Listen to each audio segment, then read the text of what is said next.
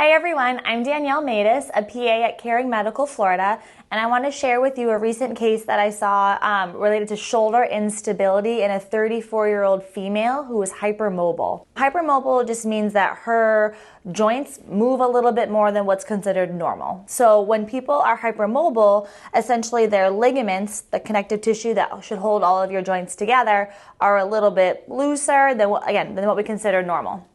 These are actually all the ligaments that hold the shoulder together. So all of these kind of whitish, grayish tissues are all ligaments that basically just connect bone to bone. When somebody is hypermobile, it doesn't necessarily mean that they're destined for this lifetime of injury with their soft tissue, but it does mean that they can be more susceptible to soft tissue injuries. In this patient with both shoulders, they had a little bit extra motion. One I would actually consider unstable. So again, hypermobility in general, not a bad thing. You have a little bit of extra motion in your joints, but if you injure those ligaments further and the joint actually becomes unstable, that's when things can become a problem. Again, just to kind of reiterate, if there's injuries here to any of these ligaments that don't heal fully, like the ligament doesn't go back to its normal tight properties, then what will happen is the bones can start to move more than they should. So if you think about the shoulder, we oftentimes call a shoulder like a ball and socket joint. It's really more like a golf ball on a tee. So if you don't have strong, soft tissue to hold that golf ball on the tee, it could kind of teeter-totter or even slip fully off. This is a motion x-ray of her right shoulder. And what was interesting about this case was she said, being hypermobile, she says, yeah, my left shoulder, not the one that we were worried about. She's like, yeah, my left shoulder goes clickety-clackety, sometimes clickety-clackety. She goes, my right one goes ka-chunk. And I was like, oh, I've never heard anyone describe it that way, but I can visualize it. It makes sense to me.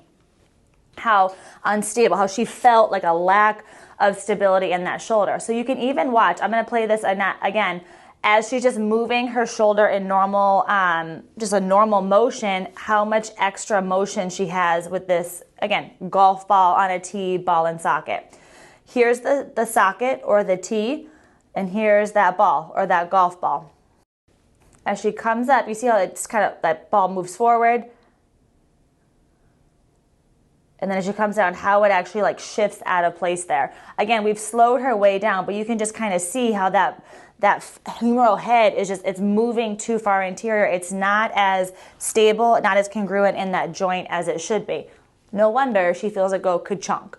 No wonder she feels gosh, it just doesn't feel like it's connected to my body as well as my left one is.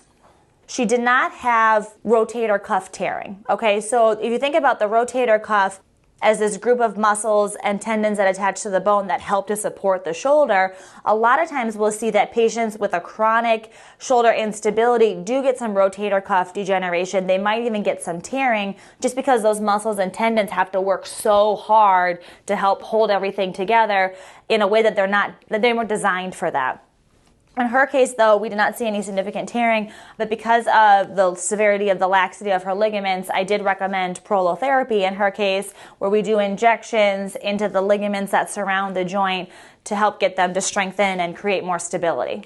So some key points in this case, dynamic imaging, that motion x-ray of her shoulder, so helpful. Helps me a lot in determining, does the patient have instability? Yes or no? If they do, where is it? We talked a lot about this, glenohumeral ball and socket joint, but the AC joint, there's other joints we can look at too with that motion x-ray for the shoulder. And if the patient does have instability in any of those joints, is it mild? Is it moderate? Is it severe? All of those details help me make a really good treatment plan for the patient. Because again, she was unstable, prolotherapy was indicated to strengthen those ligaments. Another thing too, I didn't mention this before, but this patient, she had done physical therapy, she had done, a lot of the typical conservative things, and it just didn't get her where she wanted to be.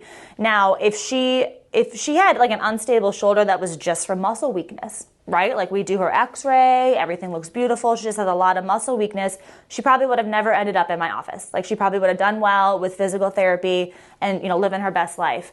But when patients have a hard time, activating those muscles or actually building that strength because the joint is so unstable, We need to fix that. We need to actually get those ligaments tight, get them strong, so that way they can better activate their muscles, better build muscle, and then continue to strength train to protect their joints.